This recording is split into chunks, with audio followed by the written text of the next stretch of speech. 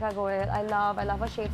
43188. I Shweta love. Kapoor. So classy. Certain beauty standards are taking on a bit of a intense and ugly face right now, and a lot has to do with influencers removing fat from inside their cheeks. They're doing fat removal. They're injecting things into their face to chisel their face. I really think we need to be more careful about what we put out onto social media. There was a shoe brand, and we would never wear those types of shoes.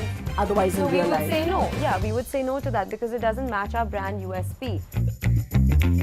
You're watching The Clique on Hello. I'm Chaiti Narula. Mitali, I'm so excited to have you on the show. I can't even tell you because I remember from the day House of Misu started and the way it started and the purpose for it, for what it started, and look at what you made it. Thank you. Gosh, it was so long ago. I feel like we were babies back then, literally babies, having sleepovers and like ideating about fashion and where we wanted to be 10 years from now. Yeah. So it's insane to be here sitting with you, and I've known you also such a long time. So I sitting know. with you at where you are in your career right now is, it's From babies, mind-blowing we've to all me. grown. We've all grown to what we have, and you've become an icon, and you've become a brand in your space, Mitali.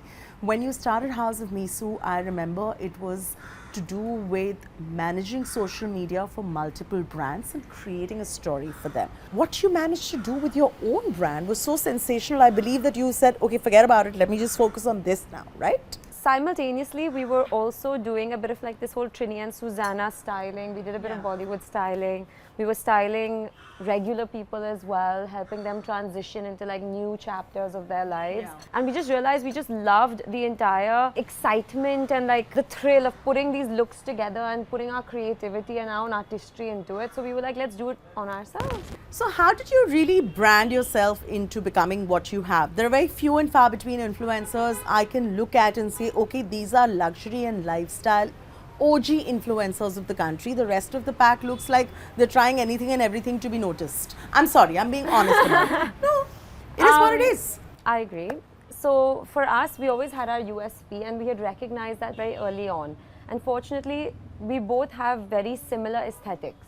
You know, we like very similar things. We may style things a little differently, but for the most part, we agree on a lot of things. And one thing we definitely Just like the way you're put together right now like is Sumaya just fantastic. Thank you. Mitali, fantastic. Thank you. Yeah. Like for example, Sumaya would wear this. Yeah, of 100%, course, you know? of course. But there are, of course, some pieces that I may prefer and she would not. But one thing we could agree on was that if there was something that didn't resonate with us as people, we would say no. You know, So what have you said no to? I don't want to name names. Honestly, Don't give me the brands, Yeah, but so say like you can say products. Like somebody today told me to promote fairness creams. 100%. I would say no because that's 100%. wrong beauty standards that are being promoted similarly. So that's on the ethical front, but even like an aesthetic front, of course, the ethical front is very strong front for us as well. But even from aesthetics, like if there was a shoe brand and we would never wear those types of shoes. Otherwise, So in we real would life. say no. Yeah, we would say no to that because it doesn't match our brand USP. So maintaining that brand USP is why we are in this particular space and have held tight so strong. So I'm getting to know a very important insight. There can be a human tendency to say yes to everything because so much money is coming your way. Yes. There can be a human tendency to say yes to everything because you want to appease and you don't want to be not liked by somebody. But the real recipe for success for a brand like you lies in even saying no and curating what is true to your DNA. Would you say that's led to your success? Yes, 100%, but I can't say that I've never had to toe the line. Okay. You know what I mean? Because there are times when you're like, okay, you know, I work very closely with this agency or with this mother company and they want me to come for a particular event or they want me to do a particular project and I may not love the product or, you know, where you have to toe the line a little bit just because you are in it to stay, right? And you are working with people and you need to sometimes please people and that's in any industry. But as much as we can help it, we try to avoid it. How do you balance motherhood with being an influencer? I know you got married in between. A lot of changes happened in the past couple of years while you were on your journey to be what you are today.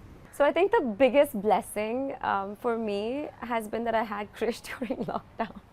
That you had what? Krish during lockdown. Ah, you did, of course, I remember. Yeah, so there was, you know, that big chunk where I was completely devoted to him and all my time was his. Yeah. So it didn't really take anything away from me in that moment. Because I know influencers who've just had babies who are really struggling with it. But for me, it was touch wood, like it was fantastic. I had like all my time was for Krish, and until he was like 7 months, I didn't even have to like leave my house for a work project. What do you have to say about beauty standards in society today? There are a lot of unrealistic ones setting in.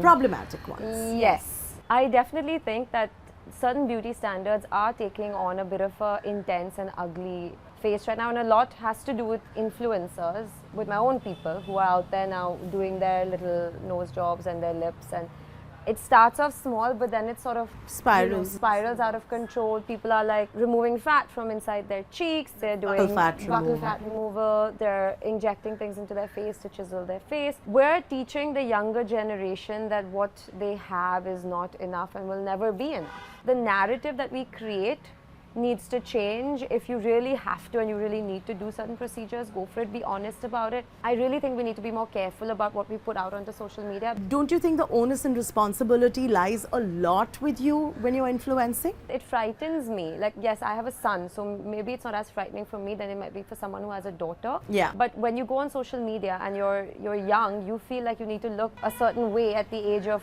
12 and 13. You need to look like a fully matured woman at that age with like full lips and like a certain body type, and that's wrong.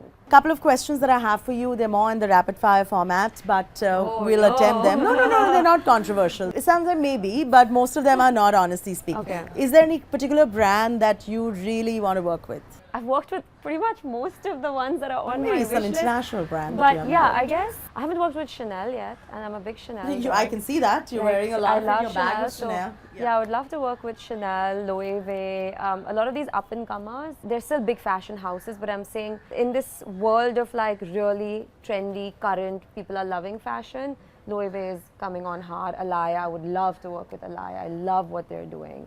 Just everything is perfect. Oh, really? Nice. Yeah. A brand that you've really enjoyed working with, who you want to keep going back to and working again and again with? So of late, I've been doing quite a few projects with Ajio, and I enjoy working with them because I love the creativity that's getting injected even from the brand side. Okay, that's interesting. You know, I find it's a lot of fun. The content that's coming out with them is a lot of fun. Pretty much must be having a lot to do with their team. 100%. They've got so many creative young people on board who are just like enjoying what they're doing, and that makes all the difference. It's not just about like doing the work.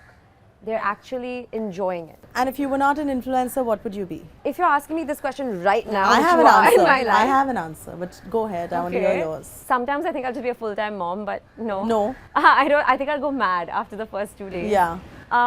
So I'm also working with my brother on our jewelry line called Jewels by Babe. It's like a really fun, wearable, real fine jewelry brand. I'll send you something to see. You'll love it. I think I'll be jewelry more designer. I'm a second generation jeweler in the sense like my family. I come from a long line of jewelers, and my dad always wanted me to be in that space, but I went my own way. So if not an influencer, then a jeweler. I think I would take on a bigger role with my brother.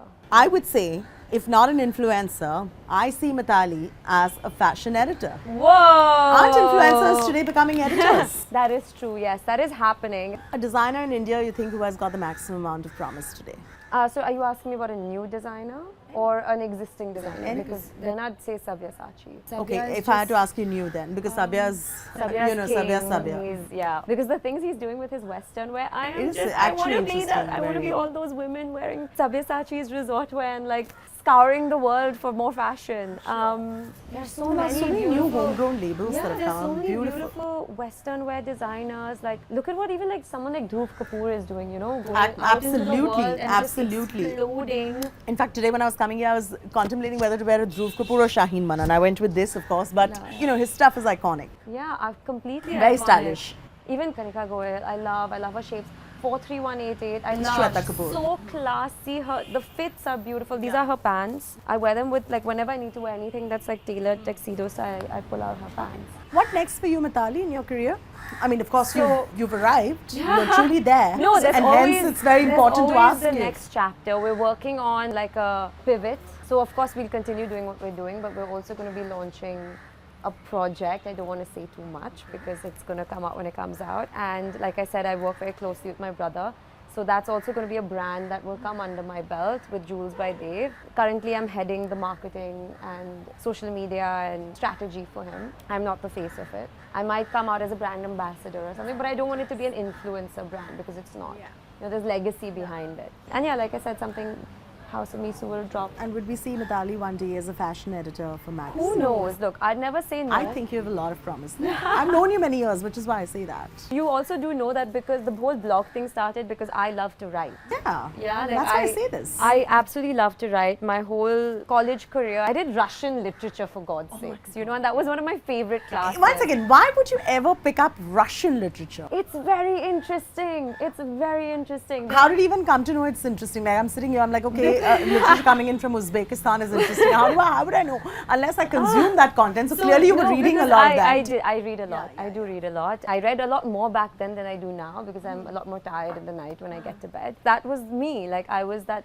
kind of lit nerd who just loved to know the story behind. Like I've read Alice in Wonderland at least 50 times because I find the metaphors and the nuances of it and all the mathematical craziness of it so ingenious.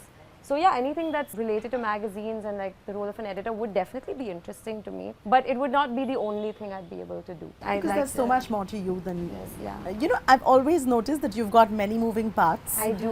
And you always should have them because that's what makes Mitali Mitali, and more power to you for that. Thank you. Thank you for joining me. Thank you.